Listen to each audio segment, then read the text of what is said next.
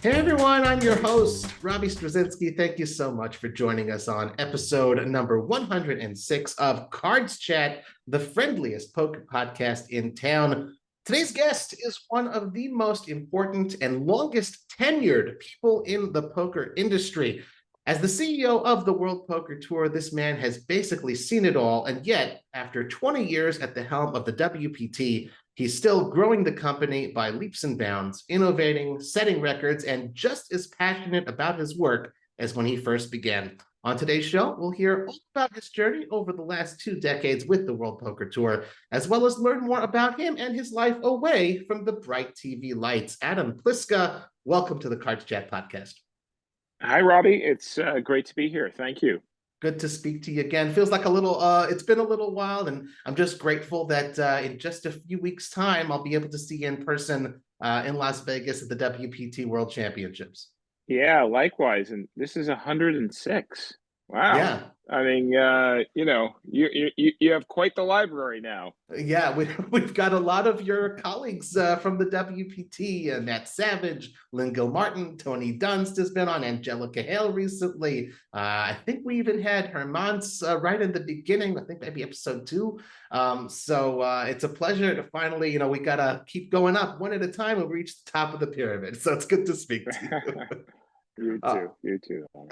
So I've known you for about 5.5 years since you and I first met, but there are people in the Cards Chat community who are just meeting you here for the first time. So let's give them an idea of what kind of a person you are. Adam, you started a t-shirt company at age 16, putting names on athletic jerseys. This enterprise paid for your tuition at USC Film School. Teenagers have enough on their minds. How did it even cross your mind to start a business? And what was your entrepreneurial motivation at such a young age? Well, like most things that later on people attribute genius to, it's usually out of just necessity, right? I had specifically, I had inherited a really cool car. I had inherited a '56 Chevy from my uncle.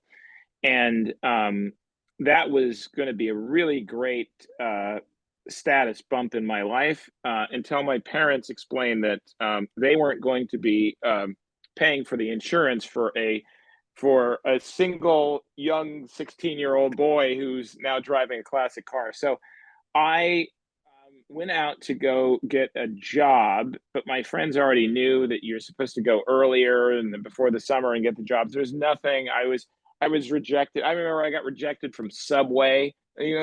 Subway. I didn't get a job at Subway. I didn't get all, and so I was deciding I have to go and I have to start some business. What am I going to do? And I remember it's so strange that it ended up to be athletic things because I came in. I had a really great teacher, a drama instructor, and he was very positive about encouraging these things. And he said, I said, I got this great idea. I said, everyone needs towels. Everybody uses a towel. So I'm gonna process. I don't know why it was towels. So I went and got a catalog about towels. But then in the catalog was all these sports jerseys. And then I realized, I was announcing like volleyball and baseball, and I did the homecoming game. So then I realized, wait a minute. Maybe towels I could put on the back burner and start to do the sports jerseys, and that's what I did. Interesting. Okay. And what do you think you took away from that experience, besides obviously being able to pay for your own insurance? Oh my gosh, I learned so many things. That I still apply to this day. First of all, just basic understanding of how just accounting works. I was doing taxes at 16 years old, and wow. While it was very simple, just understanding a system of how a business works, and more importantly, it was my first introduction to what a brand means, because I had to name the company, right? And then you realize, what do companies' names mean? Now later on I became a lawyer, and I understood that the history of trademarks was a history about identification. what makes Robbie Robbie, right? Hmm. What makes Adam Adam? And what you want is the ability to have people have some like emotional reaction to every name. And so Hmm. that's what it taught me. It taught me that, hey, if are you going to be the reliable guy? Are you going to be the friendly guy? Or are you going to be the guy that they can't get a hold of? Or where's my stuff? And so that was my first introduction to the consistency of messaging in a brand. Hmm. And so I still, we still apply this today. Hmm. All right, I feel like I should be taking notes. This is a pearls of wisdom. It's good stuff. You were thought to be the youngest Eagle Scout in America when you completed all of your merit badges before turning 14. Famously, the Boy Scouts motto is "Be prepared." It would seem to me that that's something that you've carried with you throughout your life. And I'm wondering if you could perhaps give us some examples of how else your time in the Boy Scouts influenced your life. Well, first of all, it was really great to have interactions with uh, kids your age and having a common goal. But we had amazing experiences. I mean, I remember as a kids, we met Henry Kissinger. We did a lot. We did a lot of the ceremonial things for the Scouts. So we had a lot of interactions with adults, and it taught you to interact with adults, which is a very helpful talent, and it taught you to work for a common goal. But I think mostly this idea, and it doesn't have to be scouts; it could be anything. Hmm. The idea of what are you being prepared for? Um, you're We're always building our character, and there's nothing you can do that is greater for your future options, then always be mindful of how am I building my character? What is it? What are the things that we all have things that we can work on? And I think that focus back then, that these are things that are worth working on. Like you didn't see it at 12, 13, 14. You don't understand how the payoff is. But later on in life, um, yeah, just like in poker. I mean, in poker, I used to do a lecture series called How to Lose. Hmm. And I said, poker taught me how to lose because, you know, if you lose and you go on tilt, you see the destruction. If you lose and you're a bad sportsman, no one wants to play with you again. If, you know, if you lose and can't say, okay, how do I cut my losses and learn something and go forward for this? Then you've not benefited as well. So I think the building of character and always asking yourself, what is it that I can do? What can I learn? Is was most helpful. Really cool. Well, I think we've laid that groundwork. Guys, you can hear, you can see, depending on how you're consuming this episode of the Cards Chat podcast. We're dealing with someone very special. We'll skip forward just a few years. You're obviously a public figure now, Adam. You're on camera a lot. You give many interviews, but of course, you do have a private life as well. And I'm not going to probe too deeply, but knowing you and who you are, I can't help thinking that it's got to be someone truly special to win the heart of Adam Pliska. You're on the road a lot. So, what are some of your favorite ways to spend time with your wife when you're home? Well, COVID really just taught me that just spending time at home was a wonderful thing. Hmm. I was 6 months out of the year, I was just gone. And I suspect COVID taught a lot of people that, wow, you either really like the person that's in your home and your family, or Right. maybe you don't. Fortunately, I was in the former camp, Mhm. and and and so what are those things? Many people talk about all the great things you have in common. We have a very different background. We have many different interests, and one of the things that you realize is, after many years, that being interested in the other person Mhm. is such a blessing. Mhm. If you can go multiple years, and it doesn't matter if it's your spouse or your business partner or, members of the family, somebody you work with, if you can, regardless if you agree or disagree, if you still find that person fascinating, Mm. um, I suspect you're going to have a pretty good life. Yeah. Well, WPT is celebrating, the 20th anniversary year. That's something that on a personal level I did too. 20 years married to Miriam. So I can attest. Congratulations. Thank you. I can attest. That's 75 in Hollywood years. Excellent. And you would know you're in the production business, so you know all about Yeah. Hollywood. So no, I can attest to that of just maintaining that interest. Very, very important. Here's and you'll see like the progression of my line of questioning and how we're gonna swerve. You proposed to your wife in the Rose Garden of the White House. That was something I was fascinated to learn. How did it Yes, come up? yes. How did it come about that you were there at the White House in the first place, and why did you choose that spot specifically? Yeah, so first of all, I had tried some other things. I was going to go up to Santa Barbara, and then Mm. I said, "Oh, I had this date." She didn't know, and so she Uh-huh. said, "Oh no, I can't go on that weekend because I have." She's Japanese, and she said, "I have Yuko hair straightening." I have no idea what that meant, but I went, Uh-huh. "Oh well, you can cancel it." Well, don't say that to. Don't say you can cancel anything that's related to a haircut, or that's not a good thing. So that didn't Okay. work. Then I bought some tickets to go out of town, out of the country, and then we couldn't do that for some visa issues, and so I just thought, wait a minute, what's the thing that she likes more than anything? And it wasn't politics because her family had some political association, but she didn't like that.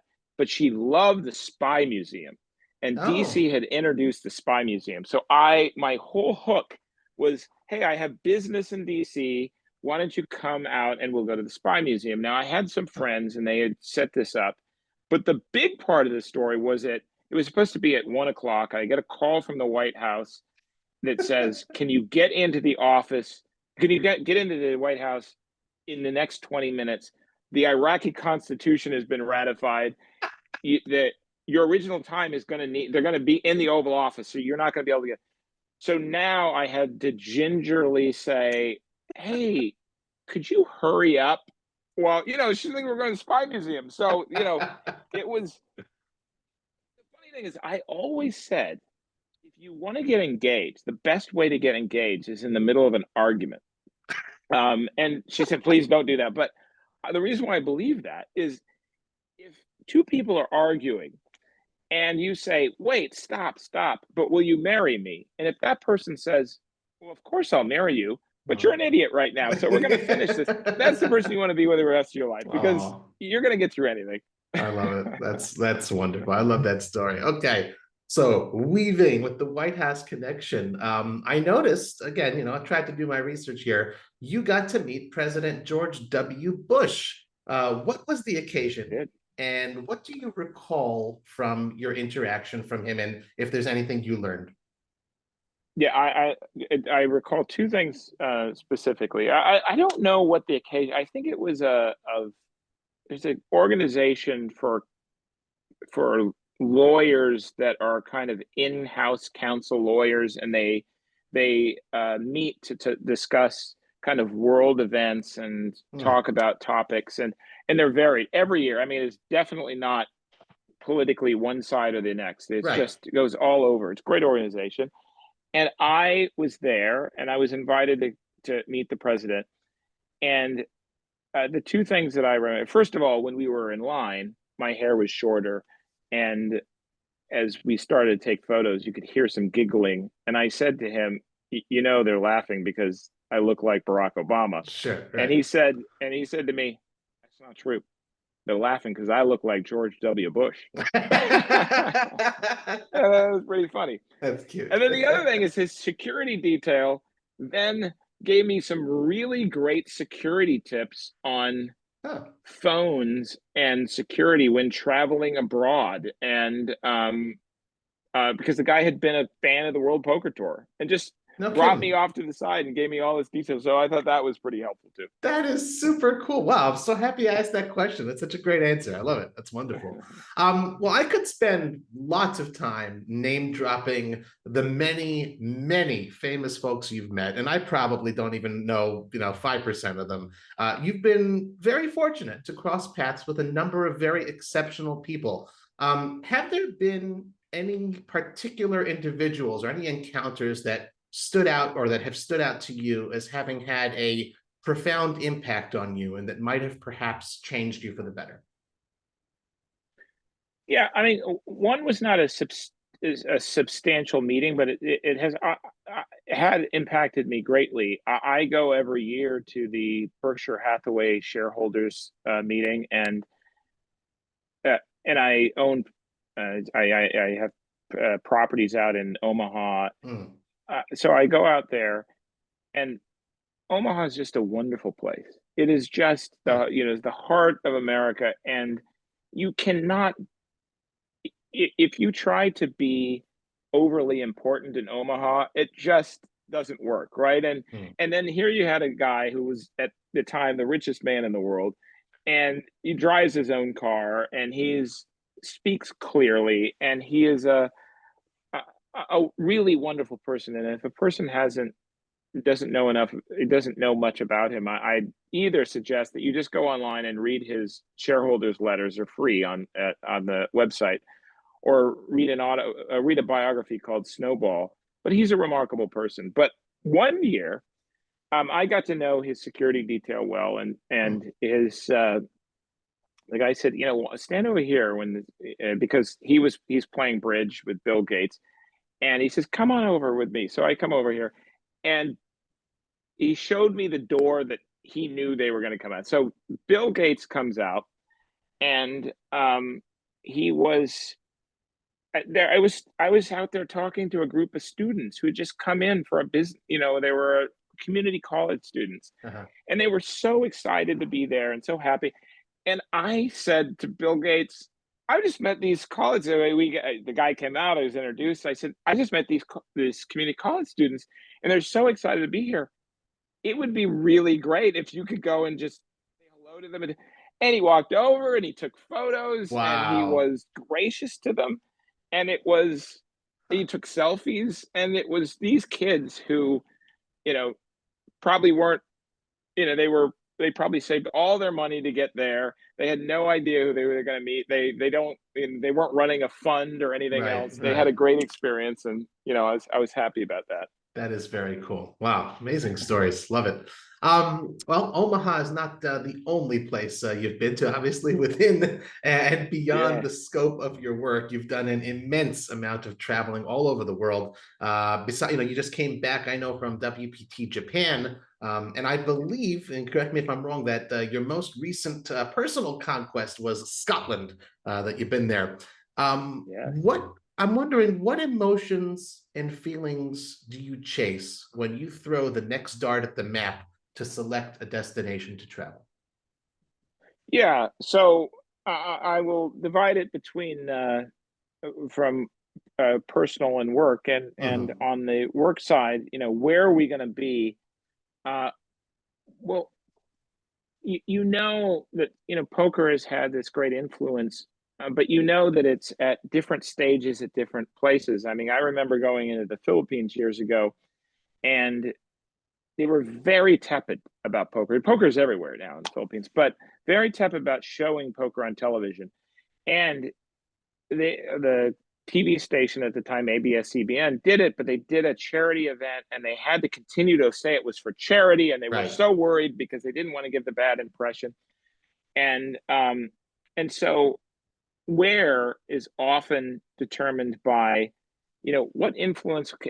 How do we first educate? Because Mhm. before you want to go and say, oh, if you're just putting a stop in a location that there's a lot of people who are going to be there, um, I don't know that you're necessarily doing your job in the community to educate what Mhm. poker is about. Almost everywhere that we started, it starts with a trickle. It starts with education. It starts helping those people. There's always these champions, they're players who knew about it, and they want to work with the World Poker Tour to help bring poker to that location. They need the company, but they're already there and they're champions, and they just want the rest of their friends to know how great this game is.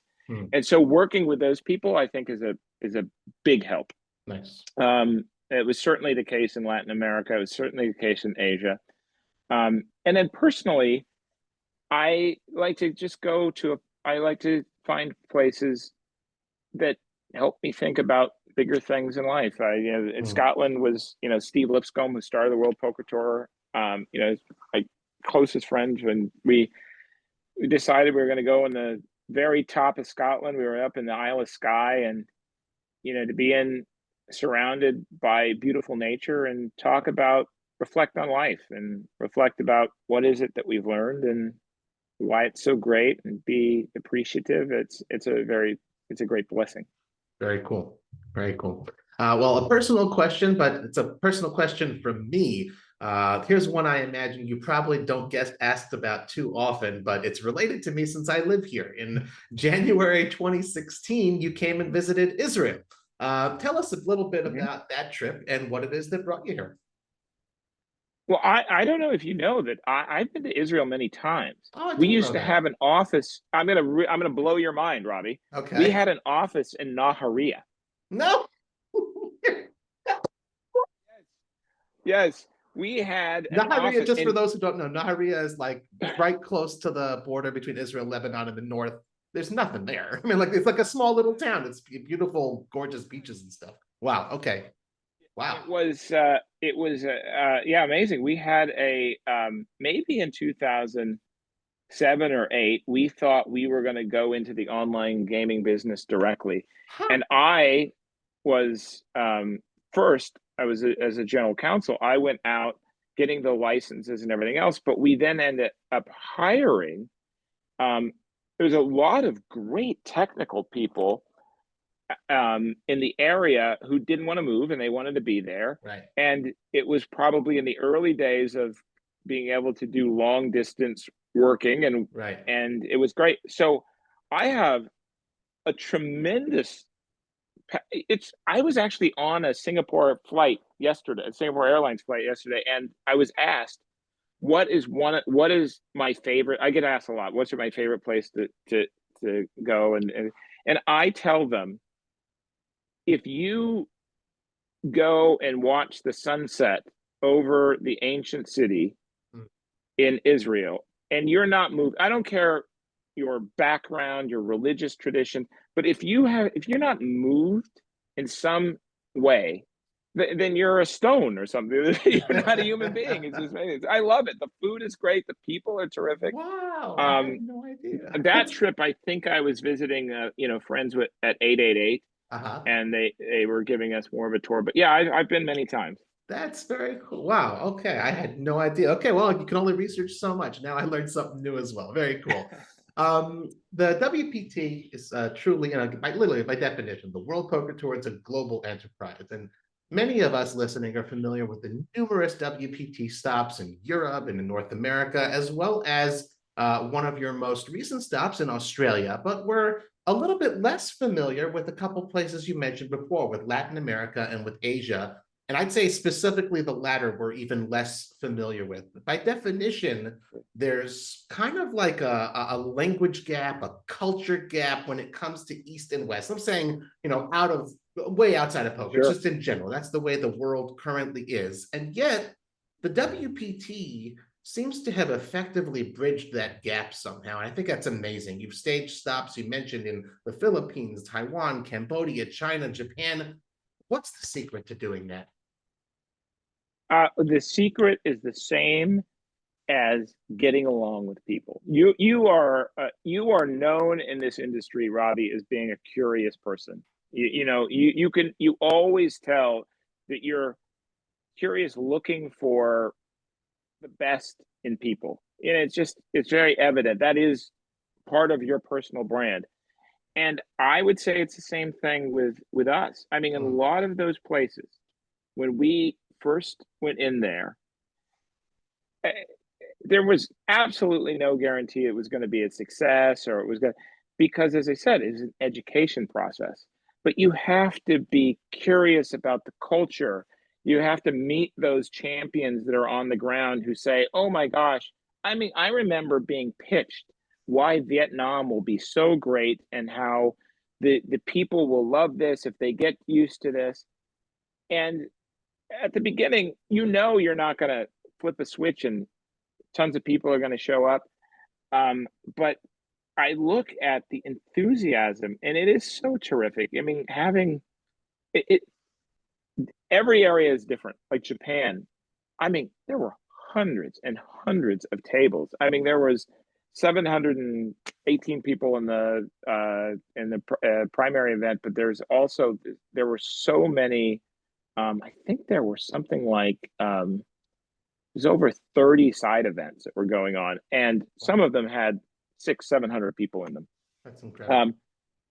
But it was so quiet. I mean, it was the quietest, most respectful tables I've ever experienced in my life. And then, when we would have the events in Sanya in China, those were loud and raucous and exciting for a different reason. And so, but what is the secret? The secret is being interested. And when I was a kid, we didn't really have my family. We didn't have that much resource to travel all over. We never left the country. I was only on a plane one time with the Boy Scouts until I was probably 22 years old. Wow. And so I never lose interest in, people say, oh, do you get tired of the traveling? I never lose interest in finding this amazing world that we live in and all of the different things. And I don't think that the World Poker Tour has either. Every stop is different. We learn something about the culture. We learn something about ourselves. And so, yeah, that is the secret.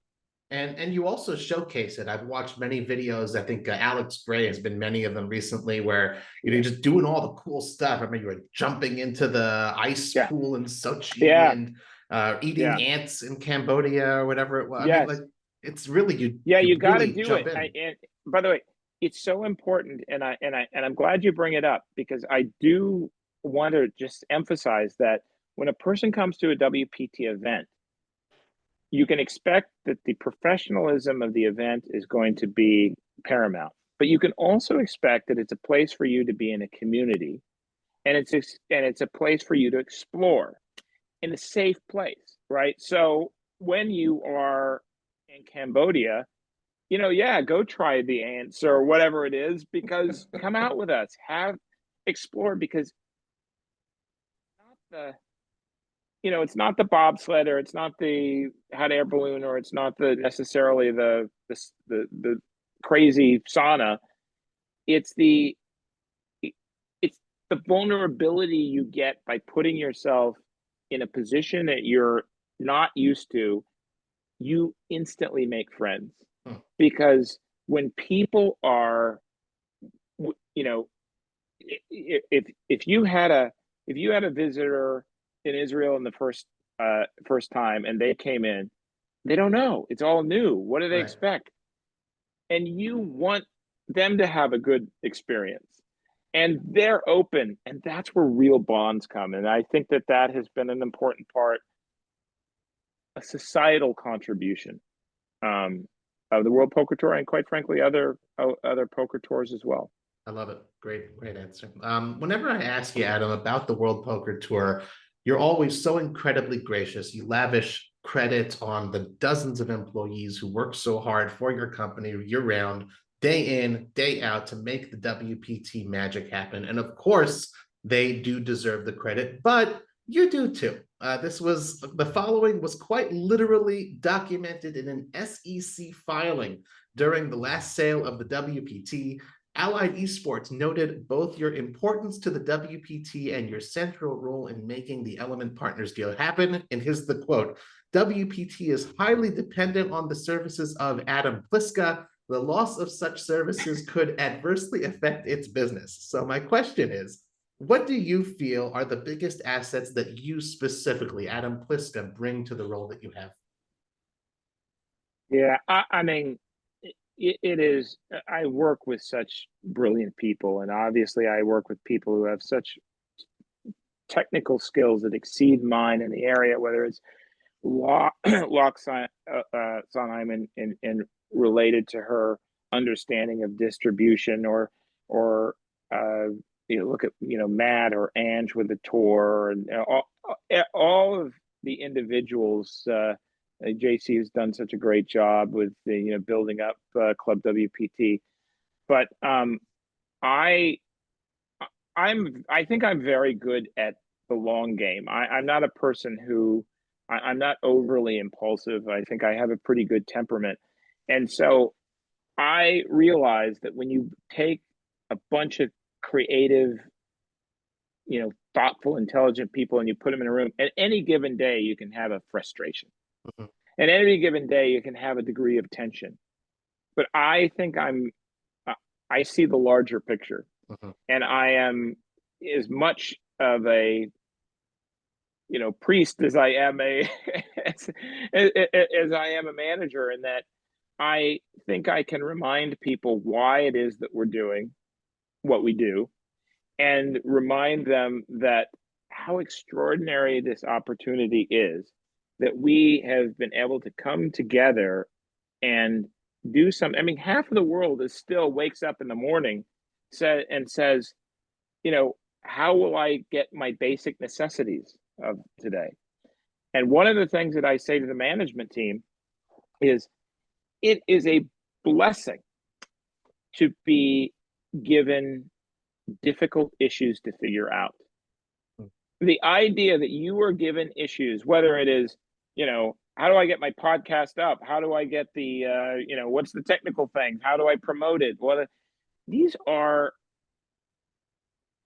things that you've had to come so far in society to be able to say, wow, society trusts you with these difficult things. And they're saying, Robbie, you figure them out. You figure out how this puzzle works. That is a credit to you. And I do try to remind our team that I tell them all the time that they've not been hired because of, to become the director at Fun and Games. They're here because they are the best people that I could find to manage chaos. And what a wonderful gift it is to be able to manage chaos, because it says that society trusts you with figuring out the things that will benefit more people than yourself.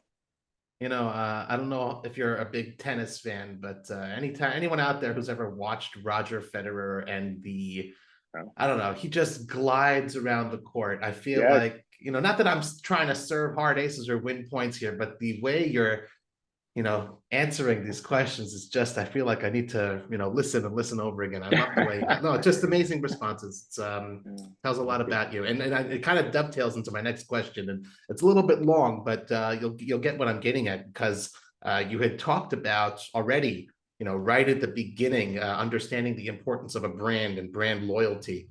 Yeah. Over your tenure at WPT, the company has gone through 5 acquisitions. And the only thing, I tried to make some sort of a comparison, the only thing that I can liken it to is when an athlete gets traded to a different team, sort of. And typically, over an athlete's career, their skills decline in line with father time. It's only normal. Yet the WPT, 20 years later, the company is in better shape than ever, and your impossible to argue with motto remains, the best is yet to come. Usually in companies where the ownership changes, it's not atypical that you see an exodus of employees jumping ship, seeking out greener pastures, or an influx of new faces coming in. And yet you've weathered all of the storms, and there are numerous WPT employees who've been employed by the company for 10 years or more. There must have been some really challenging times, some moments. I'm just wondering, how can you explain that magnitude of brand loyalty from yourself and from so many of your colleagues in the organization, despite what could be perceived by outsiders as turmoil. Yeah, well, I do think that, again, if it goes back to, you have to have both short-term vision and long-term vision. And I do think part of the issue that you're referencing is a result of that people's definition of long-term vision is often short.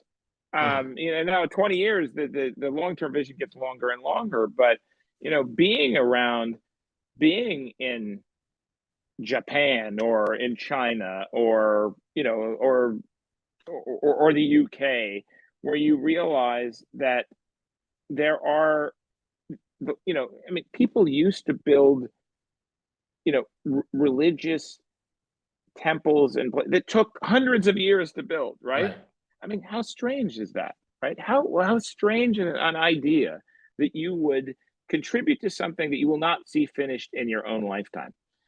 And I think that is what distinguishes those things that last for a long time, which is if you do not look at what you're contributing as, look, this is what I did, but rather this is a grand novel and you're adding your chapters. The World Poker Tour will be here far after I'm gone. And Steve Lipscomb and I talk about this all the time. We're adding our chapters. Now, I think part of my my goal is to remind people of that let us think of this in the long term. I'll tell you, for anything else, it will help you get along with people a lot better, because you realize in this community, as you realize, you just keep coming back. You keep coming back. You think, oh, I'll never work with that person again. Oh, no, believe me, you will. And so having that dedication and allowing all of those people over 20 years and hundreds of people to feel like you're just as important to that contribution and to the legacy. Every person that comes in the World Poker Tour, I have an interview with, regardless of when they're coming in, I have an interview with, and I remind them that they are about to change the nature of the World Poker Tour just by being who they are. And they will contribute to this great recipe that we're doing. And that's it. You go up every day with a mindset that you are contributing to something grander, that is not just about yourself. It's certainly not me. I didn't create the World Poker Tour. I had the wonderful advantage of being able to be a steward. And that's how I've seen my job, is to be a steward of a brand and people who wanted to come together and show respect for each other. And I think that helps greatly. Beautiful. You've spoken many times in the past about there being a special kind of energy at the company headquarters. If I were a fly on the wall for the day at WPT offices, what would I likely bear witness to? I think one of the things that would stand out the most is it would sound very much like your dining room dinner conversation. And what I mean by that is the person at your dinner table, you're quite intimate with. And so on one hand, the person is going to be like, you did such a great job. That's fantastic. It's going to build you up. On the other hand, that person is going to say, and by the way, your zipper was down and you didn't, and you looked a little tired, and you should be. You would hear this incredible mix of honesty and caring. And I often analogize it to a violin string, which is there's enough tension to make the sound beautiful, but there is not so much tension to make it snap, nor is it so loose as it sounds that it's out of tune. And so you'll get this mix of this amazing honesty that you probably don't see in other corporations, because it's an honesty that you can only achieve when you feel safe, when you feel that, hey, we're speaking to each other because, quite frankly, we care about each other and we love each other. And I do think that has been the key part of this extraordinary team. And folks, Adam did have an artistic metaphor there in a way. And if you've never had the chance, listen to, if there's a YouTube video out there, the World Poker Tour's theme. I think it's called Rise Up, Raise It Up, something like that. Rise Up. Rise Above. Rise Above. And you obviously had a hand in composing that yourself. You've experienced playing 3 musical instruments. So just, guys, after you finish this podcast and another 105 episodes, go ahead and listen to that as well. Adam, the pandemic created challenges for the entire world, including the poker industry, of course, and WPT successfully pivoted online, and you saw success there until what I'll term the reemergence. What do you think have been the biggest takeaways for you and for the WPT of that pandemic era? And obviously, no one wants another pandemic. Is there anything of that area that you're carrying forward? Yeah, and we have this beautiful, beautiful office, headquarter office that was designed just before the pandemic with a very long-term lease. And I think that it is a very nice place if you want to go in and have a lot of quiet time, because not often, I think we did learn that in balance, people do like to get together. They like to get together at the events. We do have the office and they can use that to get together, but I've not made that a requirement. The employees can decide for themselves whether or not that's important or not. What we saw is that the pandemic showed people what they valued. And as a employer, if you don't want to step back and figure out what a person values, you're missing out completely. If you think that you're going to win over everybody by dollars, you're not. First of all, you'll never have the amount of resources. Companies are always looking for resources. You never have the amount of resources necessary to just do that. So what did we find? You know what? People really like their family. People really like to spend more time with their family. And if they do, and they feel like they're being responsive to their families, when they show up, they're 100% there. Their mind is in it. They're not sitting there thinking, "Oh gosh, I've neglected someone." And so, if somebody wants to stay home and they want to work on Zoom and they can get their work done and still take their kid to school and make sure that they get to that baseball game and whatever it is, God bless them. I mean, I just think that's wonderful. And I will say that the World Poker Tour did not miss anything. Some companies coming and saying that they did miss quite a lot, but we did not. I mean, I feel like people took it. They did not abuse the system at all. I think we learned that we could get along, and then we learned also that we do want to see each other. It does matter to come together, but it doesn't necessarily have to be a 9 to 5, come on into the office and check out kind of thing. Good stuff. The first time I interviewed you, Adam, this is 5.5 years ago, you said, "At the World Poker Tour, we like to think of ourselves as the storytellers in the industry." You guys have obviously told thousands of stories over the last 20 years, and I imagine it's tough to pick out individual ones, but do you have any favorite stories? Oh, I have my all-time favorite story that we made into a video. You can actually see this someplace. We had a contest to tell people that if anyone wanted to tell a story about how poker changed their life, and we would animate it and turn it into a little story. And we did this. We had submissions all over, and they were wonderful. One guy was he just left the war, and he met his wife, but he couldn't afford to get the ring, so he played poker, and he was able to save up winning. But the best one, this woman writes in, and she says, "My dad and I had this wonderful relationship in our entire lives, but so many years ago, he started to suffer from Alzheimer's disease, and I finally, to my dread, had to put him into a home. but I would show up every week, and I didn't think he was there. He could know that I was there, but I came every week, and I would talk to him.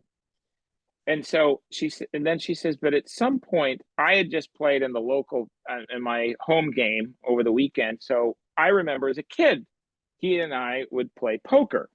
And so she says, I say to him, well, I had this hand, and she starts to describe the hand, and he said, basically, you played the hand wrong, and he corrected her in the hand, and she starts to realize Wow.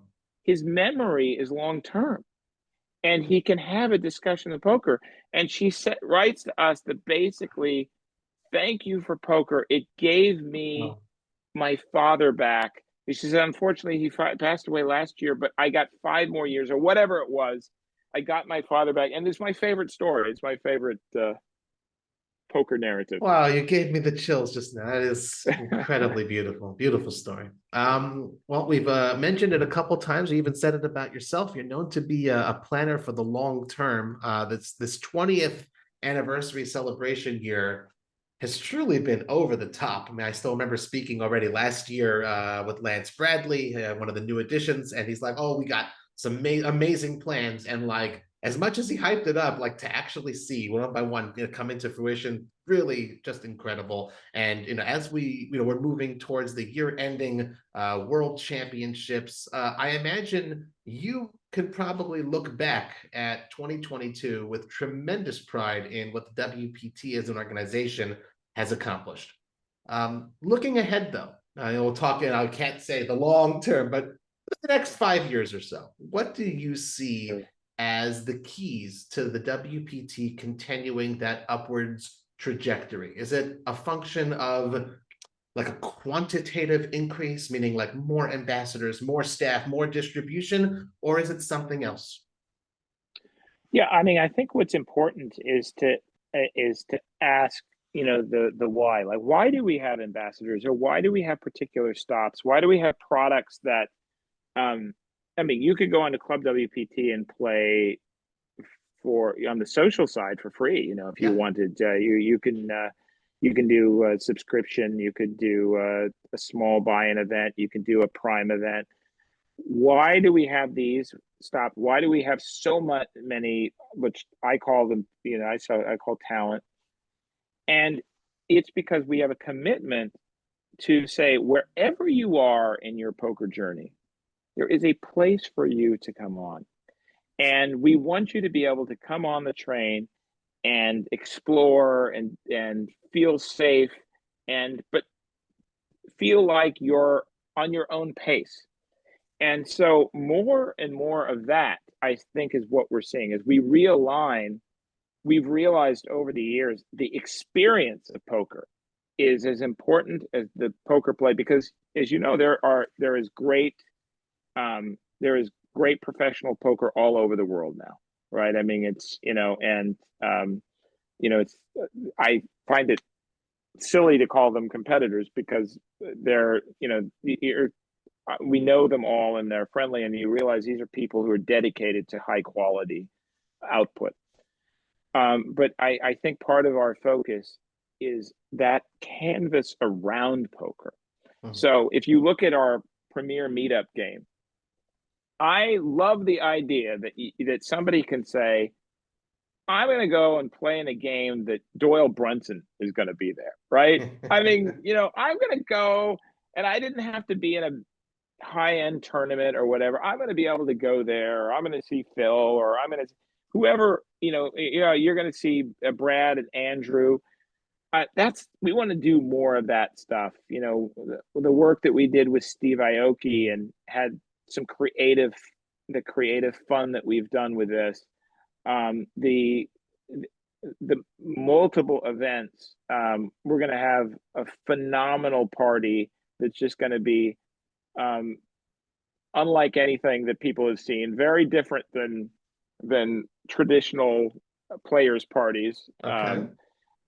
And that's what we want. We want to reinforce what you're going to see in the next 5 years is not necessarily expanding of of stops. We have the calendar also dictates that we don't want to overdo things, but we want to make sure that people are going to feel like they're part of a community that is really inclusive and gives them a safe place to interact and try some other things and try some things new. And more of that is you're going to see. You're going to see great stuff. We have a cruise going on right now. I just saw that the Virgin, they're as you approach the ship, it's all going to be on our colors. Oh, that's so cool. Fun experiences that are on there are different, but that's it. We're going to be promoting this sense of community and making sure that you've got a place to come play the highest level of professional poker, and at the same time feel like your time was meaningful because you made some great connections. Love it. So just two more questions of mine before we turn to the Cards Chat community questions. One of the community questions will ask about the upcoming WPT World Championships, but I have a specific one of my own. My dad, Dr. Joseph Straczynski, was fortunate enough to win a prize package from WPT Global. And like many, it's very cool. I'm going to be there and reporting on my dad playing in the WPT World Championship. It's just insane. I can't believe it. It's just mind-boggling thing. He's going to have bragging rights, and I'm sure he will do succeed, because you would rather have him being able to brag than to come and give you the bad beat story. Right, exactly. Exactly. I spoke with him. I spoke with him actually yesterday or 2 days ago. That interview will come out soon. But I was like, this is cool. I get to interview my dad. Like, what's the experience like? And I learned things about him. Like, I've got to thank you and WPT Global as well. Just like I got to see another cool little side and learn things about my own dad, and I'm sure that'll continue over the next few weeks. As we approach the event. Like many other prize package winners, this is going to be his first time playing in such a huge buy-in event. What can they expect, and what advice would you give everyone who falls into that category of, this is the biggest thing they've ever done by, head and shoulders, poker-wise? Yeah. Well, I think what you're going to expect, and you're going to see it as soon as you walk in, is that you're going to have a very celebratory environment. So I do think that will take this idea that you're in a serious environment and people are coming in and they know more than you. I don't think that. I think this is going to be a very fun, is going to be met with fun the moment that he gets there. That's cool. And he's going to be met with a lot of people who are there to just have a great time.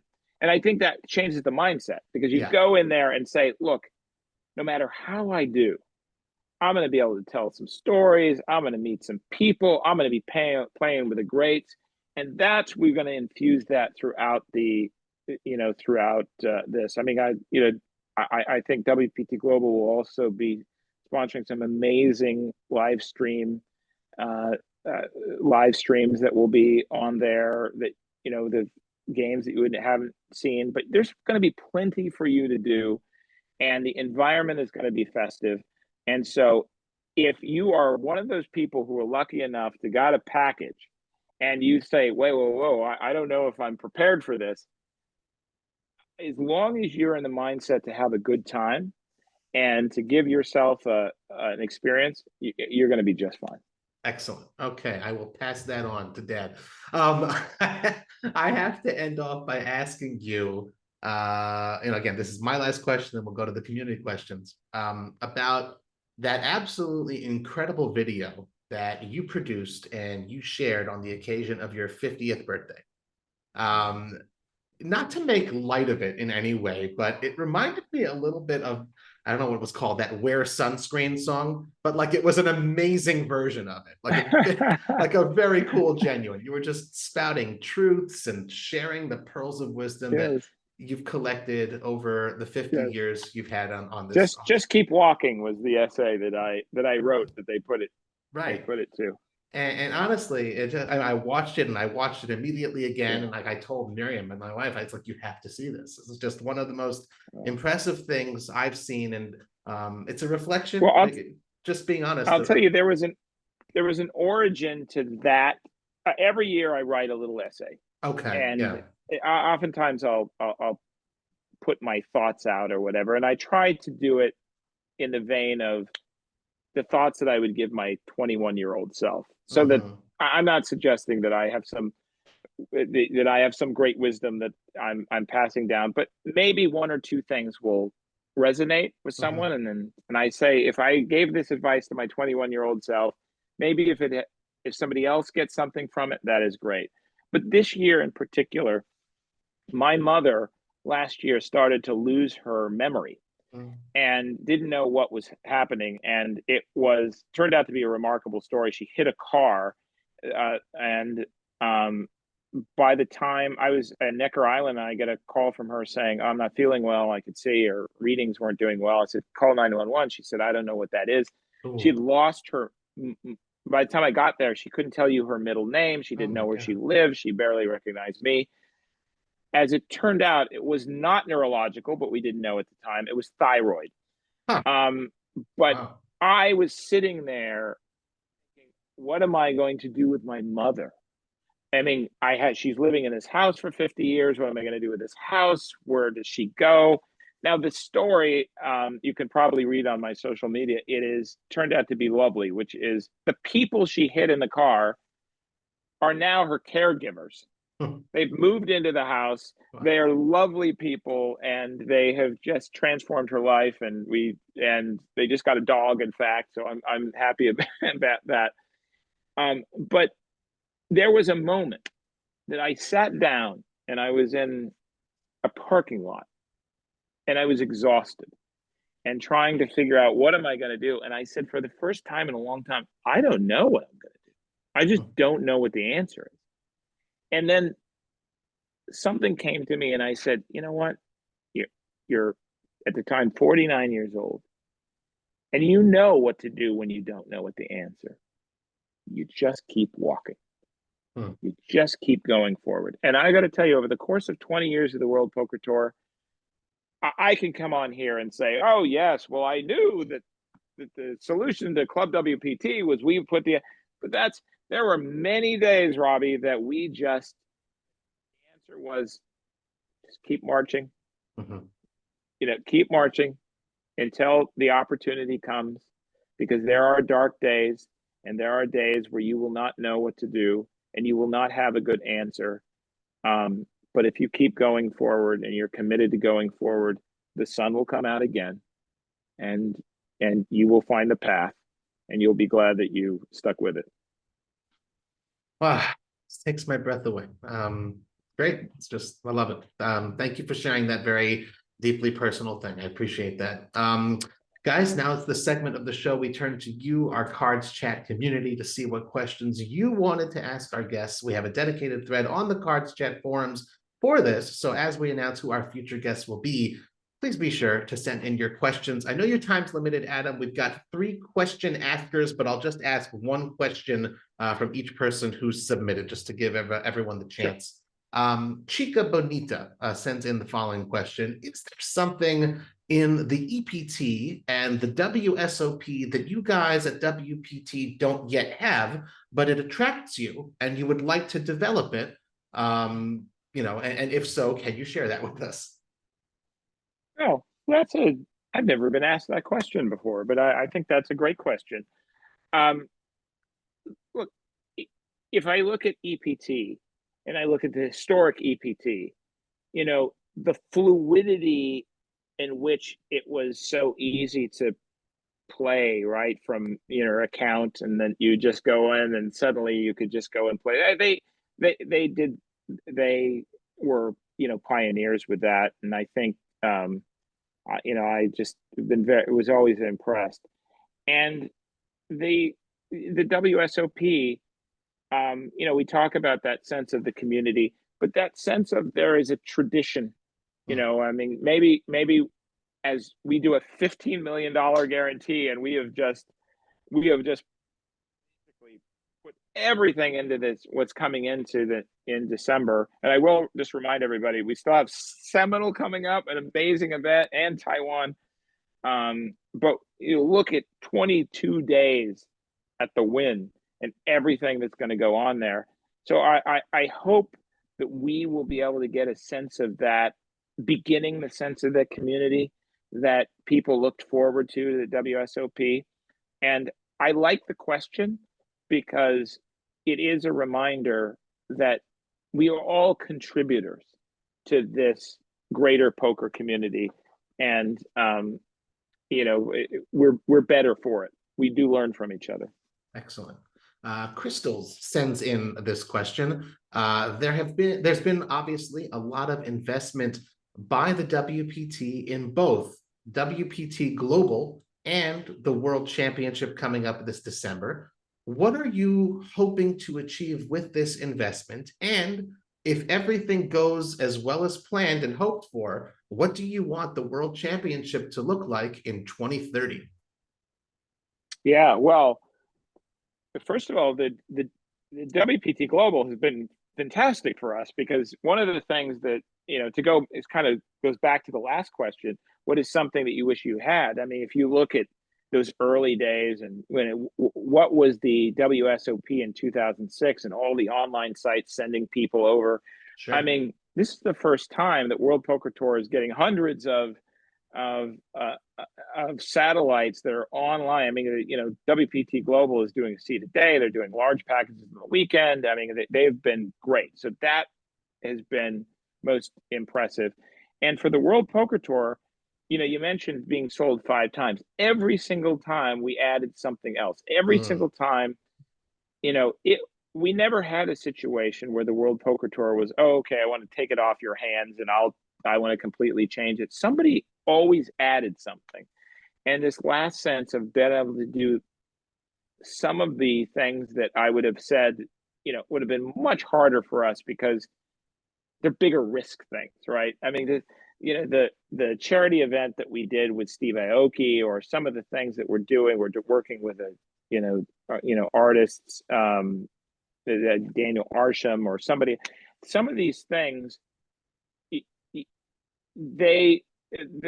our financial situation would have dictated that we would have had to been much more careful. It's not that we couldn't have done it, but if it failed, it could have had a bad effect. And now we're able to take a lot more risks, and that will mean some things will not work, and it's okay, because you're going to see a lot of cool things coming from the World Poker Tour in the next few years, and I think that's part of it. Excellent.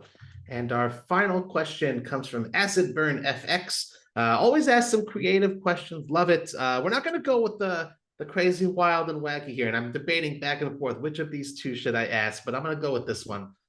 What is your most treasured possession, Adam, and why? Oh, so I have a that's interesting. I don't have a lot of things. I always said I have a home that looks like you went to rob, and then you go in and there's nothing there. Like I'm not a collector of things. But I do have my great grandmother was the first police woman in my town. My grandfather was a captain of the police department. My father was the sheriff, and I have their badges in a little box near me. And I'll tell you why that's meaningful, because when you're the son of people who are in civil service, you realize you don't get the big payout. In business, there's always a chance. There's a acquisition or something. There's always a chance that it might be, but that's not what you strive for when that's your life. What you strive for is that you added some protection to your community, that you added some stability to your family, that you were able to be there and go to the soccer games or whatever it was. And the humility in this extraordinary service of those 3 generations, I think is very precious to me. So I think that's what I'm gonna go with that one.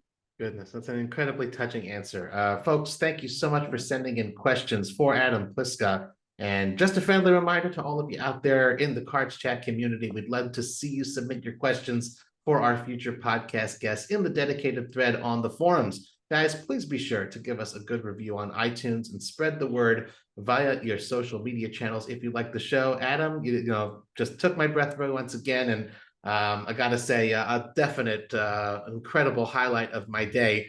Before we let you go, anything else you'd like to share with the CardsChat community?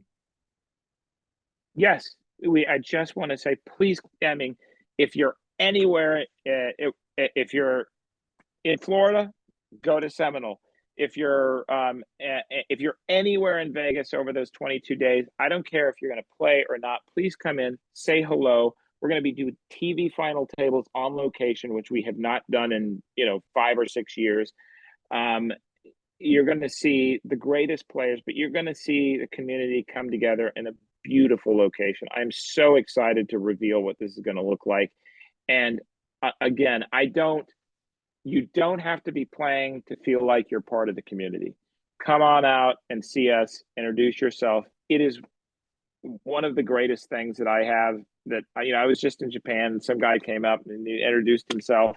He said he brought his kids to Japan just to play but I love it. We love meeting every one of you. So please come out and say hello. And I'm just very grateful for you, Robbie, and this opportunity to speak to your audience. Well, thank you. It's likewise very, just grateful to have this opportunity to speak with you, especially when your time is that much more in demand and that much more precious. Looking forward to the crown jewel of your calendar year. Adam, thank you so much. Thank you all for tuning in once again to another episode of Cards Chat. I'm Robbie Straczynski. You can follow me on Twitter @CardPlayerLife. I wish you all a wonderful day.